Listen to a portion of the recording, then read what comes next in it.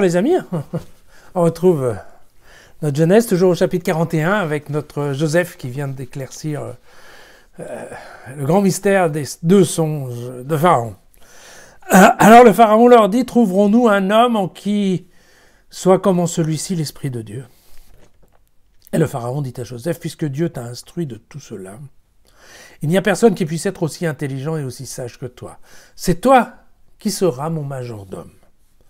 Tout mon peuple se soumettra à tes ordres, et par le trône seulement je te serai supérieur. Le Pharaon dit à Joseph, vois, je t'établis sur tout le pays d'Égypte.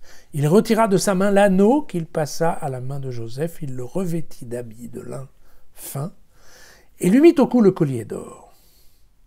Puis il le fit monter sur son deuxième char, et on criait devant lui, attention, attention.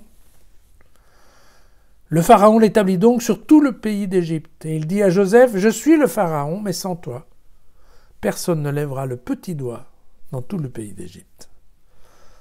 Puis le Pharaon donna à Joseph le nom de Saphnapanéa, et lui donna pour femme Asénath, qui était la fille de Potiphéra, un prêtre de On. Voilà. Joseph avait 30 ans quand il se tint en présence du Pharaon, roi d'Égypte. Il prit congé de lui pour parcourir tout le pays d'Égypte. Pendant les 7 années d'abondance, le pays produisit à plein. Joseph collecta tous les vivres pendant les 7 années qui se succédèrent au pays d'Égypte et les entreposa dans les villes. Il entreposa dans les centres urbains les vivres produits dans la campagne environnante.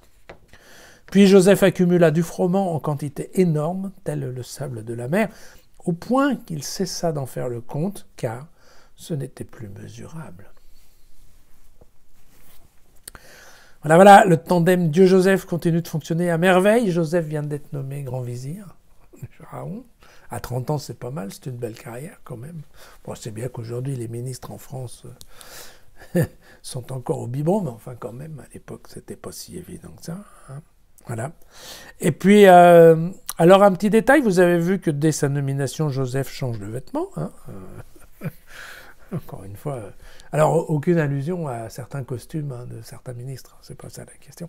Non, mais par contre, oui, sans rire, ce Joseph a une sacrée garde-robe. Hein. Voilà. Et puis, vous voyez qu'on lui donne une voiture de fonction aussi. Hein. Bon, et avec la sirène, puisque vous voyez, il y a les gens devant qui disent attention, attention, ça de nos jours, c'est ce qu'on appelle un motard et une sirène. Bon. Bref, trêve de plaisanterie. Il ne faut pas trop s'étonner de la question de l'ascension d'un Hébreu en Égypte. Pourquoi? Parce que, comme je vous l'avais dit, cette partie-là de la Genèse est plutôt tardive. Il y avait déjà beaucoup de diaspora de Juifs établis à l'étranger, que ce soit à Babylone, par exemple, mais aussi en Égypte, et donc, voire à Ninive, hein, d'ailleurs.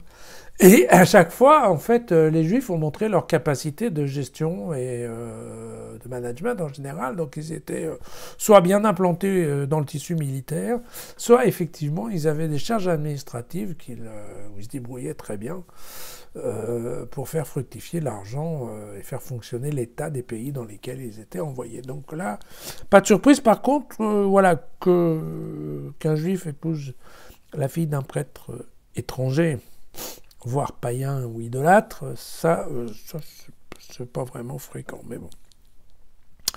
Attention, un truc Potiphéra, le prêtre, c'est pas Potiphar. Hein. Oui, je sais, ça se ressemble, mais c'est comme ça.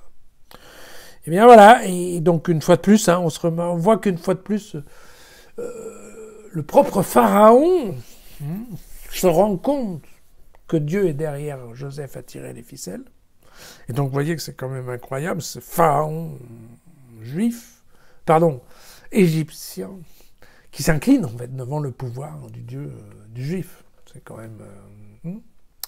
Quand je vous disais que on est dans... c'est une partie de la Genèse où c'est quand même assez cool, quoi. Hein. Bon, malheureusement, ces choses-là ont changé, comme on peut s'en rendre compte. Voilà. Ce qui est certain, c'est que toujours avec l'aide de Dieu, Joseph est capable de réaliser des choses grandioses.